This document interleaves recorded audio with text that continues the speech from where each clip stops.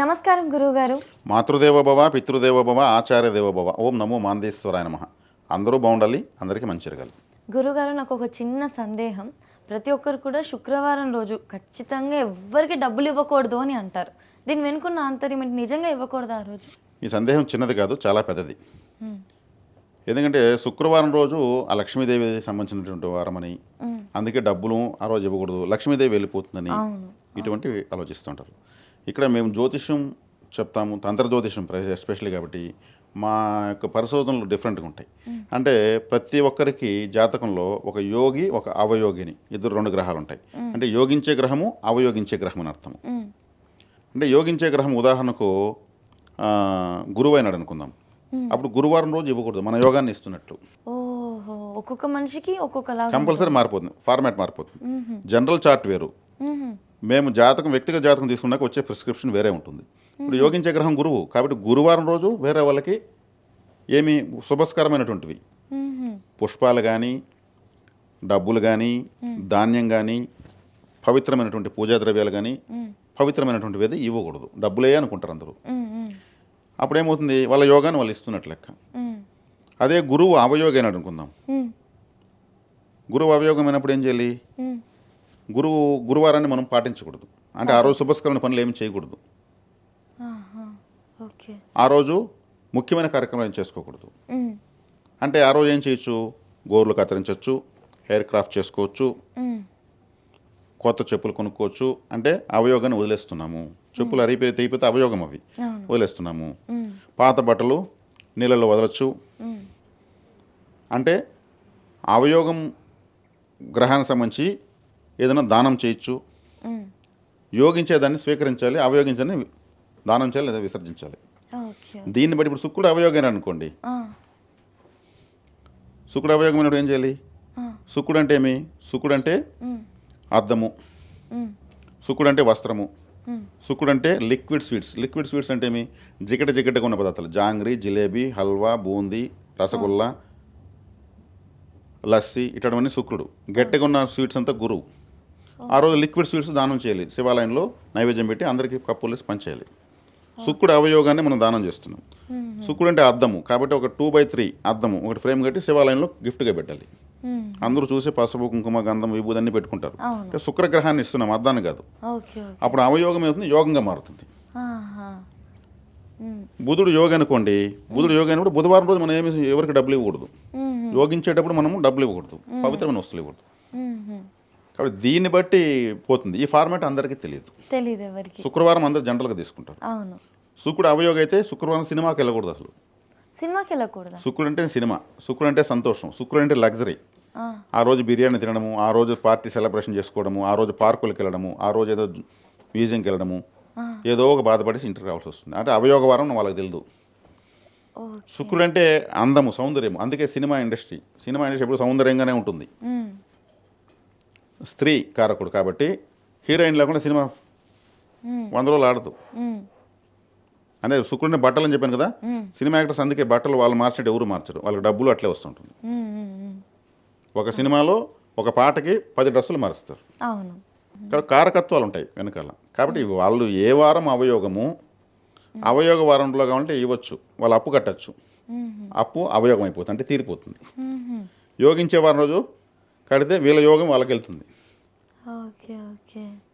ఇది రాశుల వారి పరంగా ఉంటుందా గురువు, లేకపోతే వ్యక్తిగత జాతకంలో తీసుకుంటే ఉంటుంది. ఇప్పుడు రజనీకాంత్ పుట్టినప్పుడు ఆయన పక్క బిడ్డలో ఒకడు పుట్టుంటాడు. వాడు ఎందుకు రజనీకాంత్ కలదు? ఒకే సమయం ఒకే సెకండ్స్తో సహా వచ్చాడు.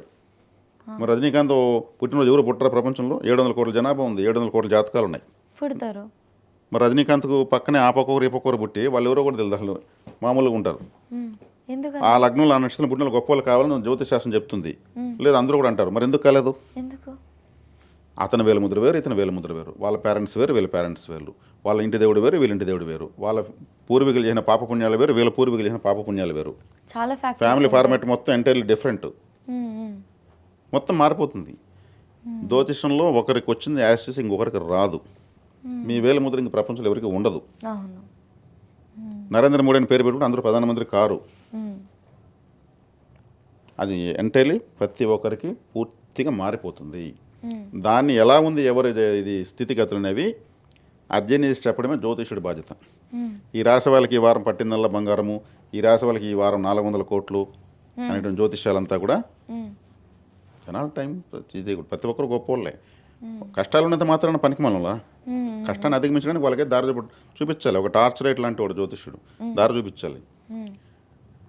కాబట్టి ఇక్కడ ఇది అందుకే ఇది బ్రహ్మ విద్య,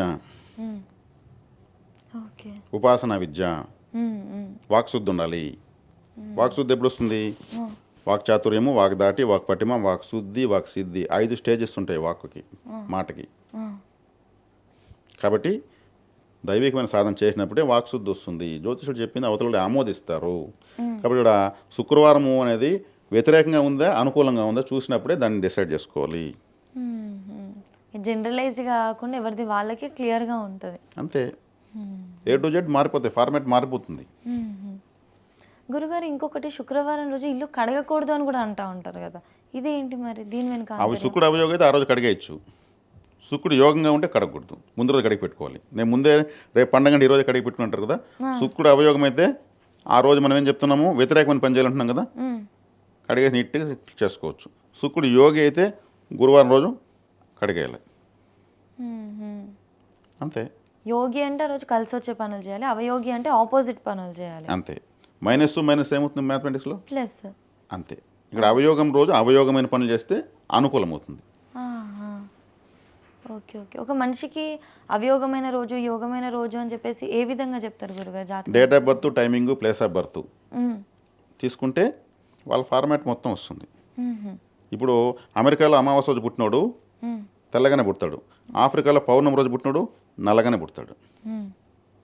కాబట్టి ఇక్కడ వ్యక్తిగత డేట్ ఆఫ్ బర్త్ తీసుకున్నప్పుడు వాళ్ళు ఏ విధంగా పుట్టారు అనేటువంటి విధానం తెలుస్తుంది. ఇప్పుడు మాస ఫలితాలు, వార ఫలితాలు అంటారు. అందరికీ వడ్డించి ఒకే సబ్జెక్టు. ఈ వారం ఈ రాశి వాళ్ళకంతా అంటే ఈ రాశి వాళ్ళకంతా ఒకే వేలముద్ర ఉంటుందా?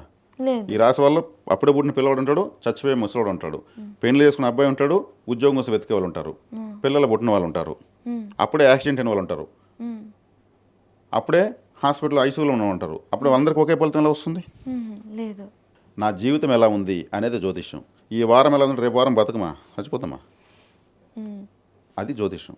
కాబట్టి నా లైఫ్ ఎలా ఉంది, పరిప్రశ్నలు రావాలి. నేను ఎందుకు పుట్టాను, నేను ఎందుకు చచ్చాను, ఈ పుట్టేదేంది, చచ్చేదేంది, ఈ ఆకలేంది, ఈ ఆశలేంది, ఈ డబ్బులేంది, ఏంది ఇదంతా, ఇది క్వశ్చన్లు. అప్పుడు ఆత్మవిద్య వస్తుంది బయట.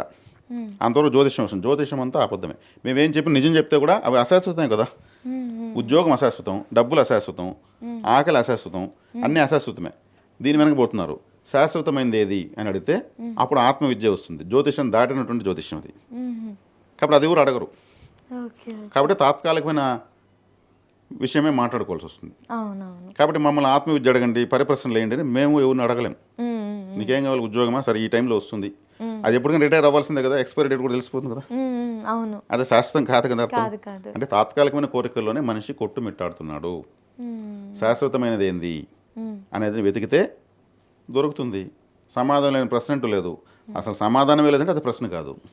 ఓకే గురుగారు, అంటే మనం ఏదో జనరలైజ్డ్గా సెంటిమెంట్స్ అందరు ఫాలో అవుతున్నామని అవ్వడం కాదు, కానీ వాళ్ళ వ్యక్తిగత జాతకంలో ఏది ఉంది ఏంటి అనేది తెలుసుకుంటే కలిసి వస్తుంది. అవును. ఇప్పుడు ఒకే పేరున్న వ్యక్తుల్ని కమలాన్ని ఉన్నటువంటి 10 మంది మహిళలకు బాగా వంట వండేటువంటి వాళ్ళు సూపర్గా వండుతారు అందరూ.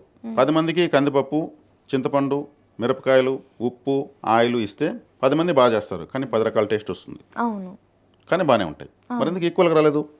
ఒక్కొక్కరిది ఒక్కొక్క వే ఆఫ్ మేకింగ్. ఖచ్చితంగా గురుగారు, అంటే వ్యక్తిగత జాతకం చూపించుకొని ఏది కలిసి వస్తుందో పాటిస్తే అప్పుడు 100% రిజల్ట్స్ కనిపిస్తాయి. చాలా మంది ఏంటి మేము చేస్తున్నాం కదా, పాటిస్తున్నాం కదా, ఎందుకు రిజల్ట్స్ రావట్లేదని నమ్మకం కోల్పోయే వాళ్ళు ఉన్నారు. మనం వెళ్ళే దారి కరెక్ట్గా లేదు కాబట్టి రిజల్ట్స్ రావట్లేదు తప్పించి ఈ పద్ధతి, ప్రాసెస్ అంతా రాంగ్గా లేదు. మనం ఎంచుకున్న ప్రాసెస్ వే అనేది రాంగ్గా ఉన్నట్టు. ఖచ్చితంగా గురుగారు, ధన్యవాదాలు గురుగారు. ధన్యవాదాలు.